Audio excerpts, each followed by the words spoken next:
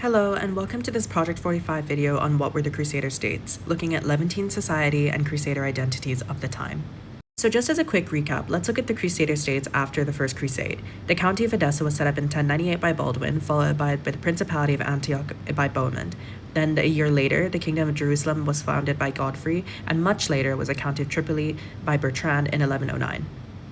To delve a little deeper into what the Crusader States were, we have to look at why they were created, and one of the main reasons was that it was to defend new Christian conquests in the Levant, or called the Outremer, meaning land beyond the sea. You might see that typically referred to in a lot of sources. So within the Crusader States, it tended to be a Latin Christian minority ruling over a diverse local population, and this developed into a cultural melting pot of sorts, or at least that's one of the theories.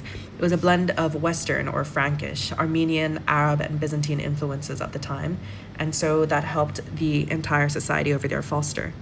This is perhaps best exemplified by the Melisande Psalter, which I highly recommend searching it up. It's basically, the specific part we're talking about is an ivory cover of the manuscript, and it was depicted in an Islamic art style showing multicultural life.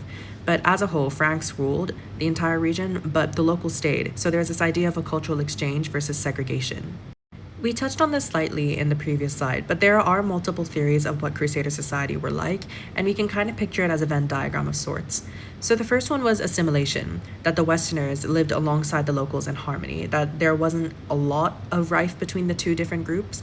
But there's also segregation, the complete opposite, where the Franks were completely isolated in fortified towns and they left out the natives or the locals at this point, which, to reiterate, were the Arabs at this point or the Muslims. And we have the last one, and possibly most likely one, depending on which context you'd like to look at it in, which is called the messy mixture, which is in between practical coexistence, sometimes mingling but also often divided.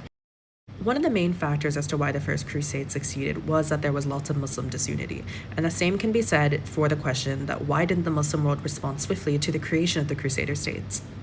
Well, one reason was that they were politically fragmented. There was a Sunni-Shia schism between the two main Muslim powers at the time, which were the Seljuks and the Fatimids.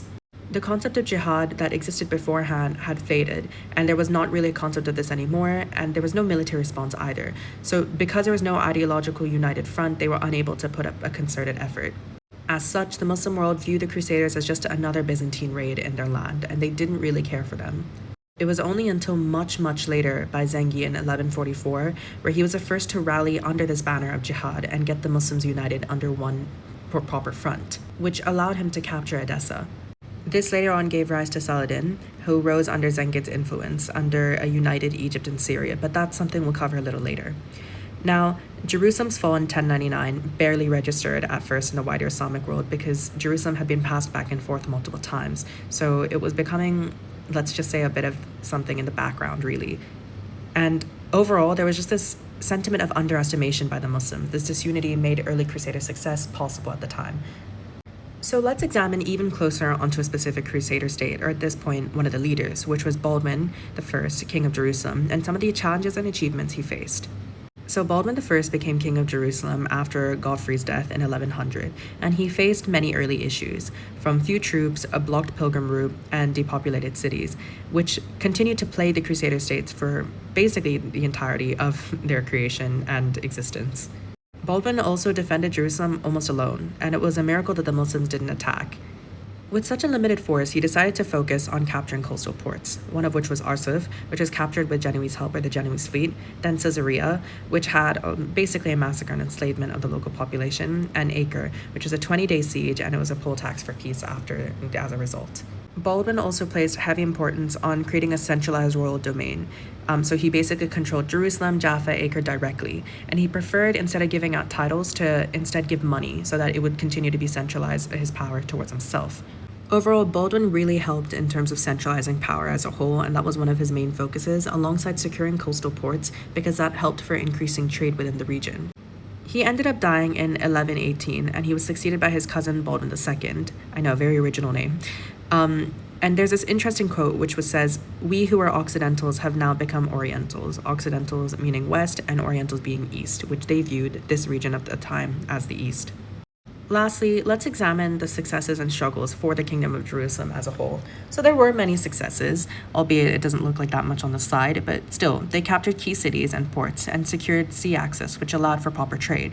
They also centralized leadership under Baldwin I, which would hopefully mitigate any hierarchy issues or in terms of like succession. However, that doesn't last for very long, and it did create a stable Latin aristocracy.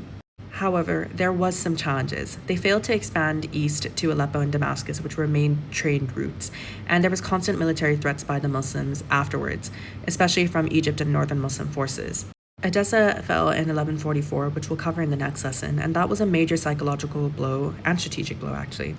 And Jerusalem was becoming increasingly vulnerable within the region, and it depended heavily on support from Europe and Italian naval states, like we saw with the Genoese fleet.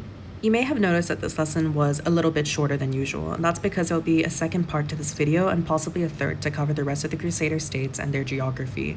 I hope to see you in the next lesson, and thank you for watching.